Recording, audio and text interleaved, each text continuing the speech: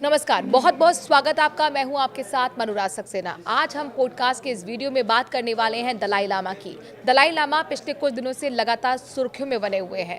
दरअसल सवाल ये है कि दलाई लामा का अगला उत्तराधिकारी कौन होगा।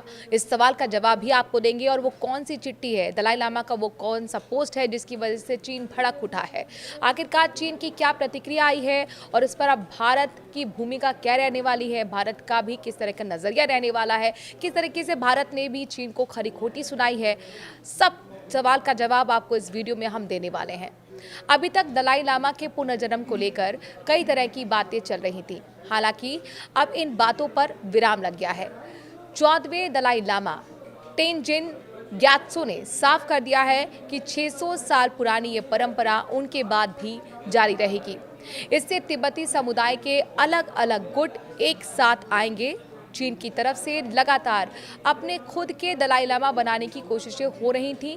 हालांकि इस ऐलान के बाद ड्रैगन की कोशिशों को झटका लगा और दलाई लामा का ये फैसला उनके 90वें जन्मदिन से कुछ दिन पहले आया है। 6 जुलाई को उनका जन्मदिन आने को है। वहीं अपने दर्शकों को ये भी बता दें कि चीन का जो विदेश मंत्रालय है उसकी तरफ से प्रतिक्रिया सामने आ गई, जब पोस्ट के जरिए टेंशन में दलाई लामा ने चीन को डाला है, ये कहते हुए कि जो उनकी संस्था है दलाई लामा का जो ऑफिस है वही दलाई लामा का उत्तराधिकारी चुनेगा उनके नियमों के मुताबिक। हालांकि जो चीन का विदेश मंत्रालय है उसने पलटवार करते हुए ये बात कही कि केंद्र सरकार की यानी कि चीन की सरकार की मंजूरी लेना दलाई लामा के चुनने के दौरान ज़रूरी होगा। लेकिन अब इस पर साफ तौर पर दलाई लामा की तरफ से पूर्ण विराम लगा दिया है, ये कहते हुए कि हमारा ऑफिस ही ये तय करेगा। दलाई लामा के ऐलान से चीन को एक बहुत बड़ा झटका लगा है। दलाई लामा ने पहले ही कह दिया था कि इस बारे में फैसला तिब्बती लोग ही करेंगे कि दलाई लामा की परंपरा जारी रहनी चाहिए या फिर नहीं। उन्होंने ये भी कहा था कि जब वो 90 साल के हो जाएंगे तो वो तिब्बती बौद्ध धर्म के उच्च लामाओं, तिब्बती जनता और अन्य लोगों से सलाह लेंगे। इसके बाद ही वो तय करेंगे कि दलाई लामा की संस्था को जारी रखना चाहिए या फिर नहीं। अब उन्होंने साफ कर दिया है कि ये संस्था जारी रहेगी। इससे उन अटकलों पर विराम लग गया है कि शायद दलाई लामा के बाद ये परंपरा खत्म हो जाएगी। पहले ये भी कहा जा रहा था कि नए दलाई लामा को लोकतांत्रिक तरीके से चुना जा सकता है। दलाई लामा ने यह भी कहा कि उनका उत्तराधिकारी चीन के बाहर पैदा होगा। 1999 में 14वें दलाई लामा ने चीन के दखल को भांपते हुए कहा था कि अगर मेरे पुनर्जन्म का चुनाव पारंपरिक तरीके से होता है तो मेरा कोई भी पुनर्जन्म तिब्बत या चीन के नियंत्रण वाले क्षेत्रों में नहीं होगा। इससे उन्होंने चीन पर लगाम लगाने की कोशिश की। परंपरा के मुताबिक दलाई लामा के पुनर्जन्म के रूप में माने जाने वाले बच्चे को पहचाना जाता है और उसे इस भूमिका के लिए तैयार किया जाता है। चीन की प्लान कैसे फेल हुआ जरा ये भी समझ लीजिए। चीन हमेशा से दलाई लामा को एक अलगाववादी मानता है। उसने कहा कि दलाई लामा के पुनर्जन्म को खोजने का अधिकार केवल उसी के पास है। हालांकि इस ऐलान से चीन को दलाई लामा के बाद तिब्बत के विभिन्न संप्रदायों के बीच मतभेद पैदा करने के अवसर कम मिलेंगे।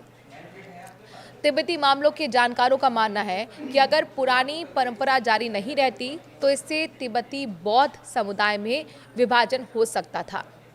इससे पहले से ही तनावपूर्ण राजनीतिक स्थिति और भी जटिल हो जाती। दलाई लामा का ये जो दाव है इसमें तिब्बत में अब खुशी की लहर आ गई है। दलाई लामा ने 1969 में ही कह दिया था कि नए दलाई लामा पर फैसला तिब्बती लोग ही करेंगे। तिब्बती आध्यात्मिक नेता ने कहा था कि दलाई लामा की संस्था जारी रहेगी और केवल गादेन फोड्रंग ट्रस्ट के पास उनके उत्तराधिकारी को तय करने का अधिकार है, यानी कि उनके ऑफिस के पास ही तय करने का अधिकार है। गादेन फोड्रंग ट्रस्ट की स्थापना दलाई लामा ने 2015 में की थी।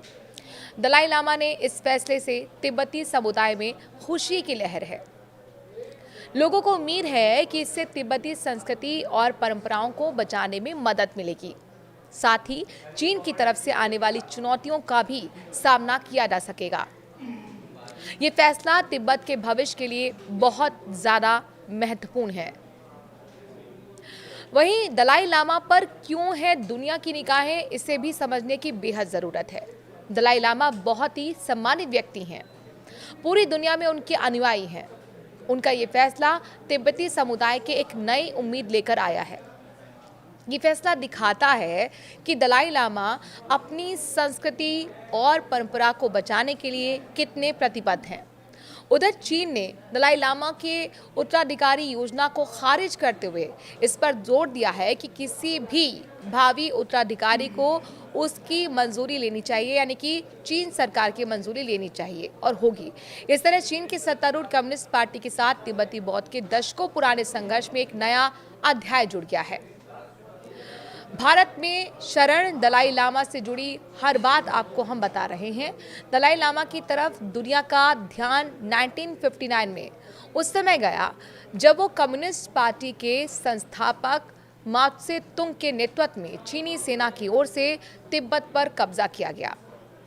इसके बाद दलाई लामा तिब्बतियों के एक बड़े समूह के साथ भारत में शरण लेने के लिए आए थे। तब से वो धर्मशाला में रह रहे थे। उनकी जो उपस्थिति है चीन और भारत के बीच विवाद का विषय बनी रही। दलाई लामा के उत्तराधिकारी को भी तिब्बती स्वायत्तता के लिए संघर्ष को जारी रखना पड़ सकता है और इस तरह से इसको देखा जाता है, माना जाता है।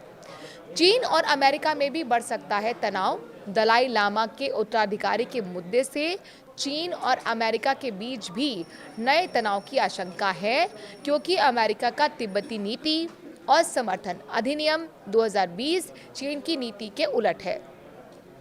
अमेरिकी अधिनियम में दलाई लामा और तिब्बती बौद्ध धर्म के लिए अमेरिका के दृढ़ समर्थन की पुष्टि की गई है।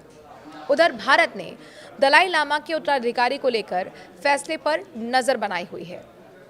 फैसले का स्वागत किया गया है। वहीं भारत की नजर भी दलाई लामा के अगले दांव पर है। अरुणाचल प्रदेश के मुख्यमंत्री पेमा खांडू ने 14वें दलाई लामा की ओर से दलाई लामा के संस्था की निरंतरता के फिर से पुष्टि होने का स्वागत किया है। उन्होंने कहा यह फैसला हिमालयी क्षेत्र और विश्व भर में लाखों लोगों के लिए अपार खुशी और साथ ही आध्यात्मिक आश्वासन लेकर आया है।